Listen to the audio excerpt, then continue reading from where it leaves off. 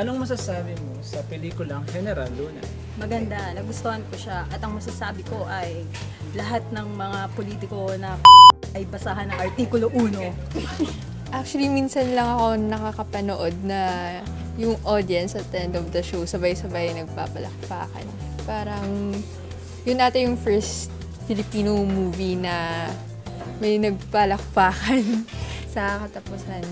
Parang kasing rarely ka lang makaka-encounter ng ganung presentation na parang they were able to combine very good scriptwriting, cinematography, tapos parang nakarelate din yung ibang, yung youth today. Okay yung pagkakagawa, magaling si John Arce.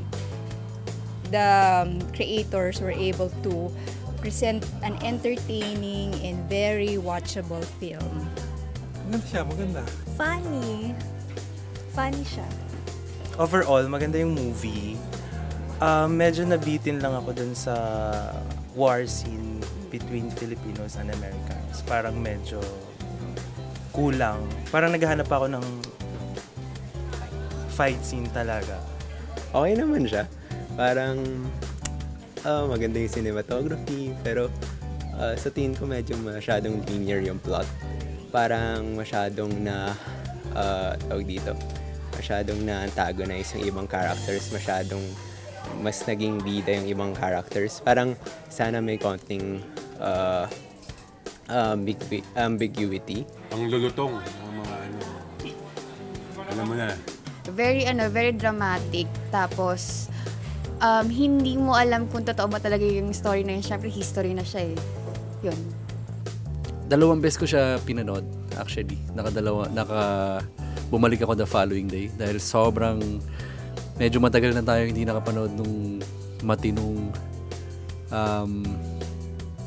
pelikula sa wika natin, ano? General Luna, I think parang it brought back parang na-reignite yung passion mo of being a Filipino. I watched it. I asked all my friends to watch it.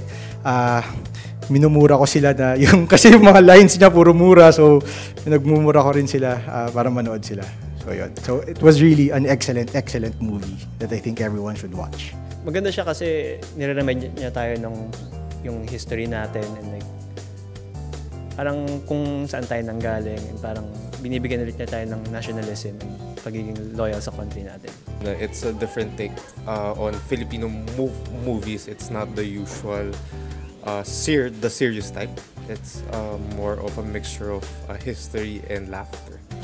Sana masundan pa siya kasi parang minsan lang tayo magkawa ng quality ng movie sa Pilipinas. Sa mga historical films about sa Philippines, ito yung pinakamaganda para sa akin. Punye.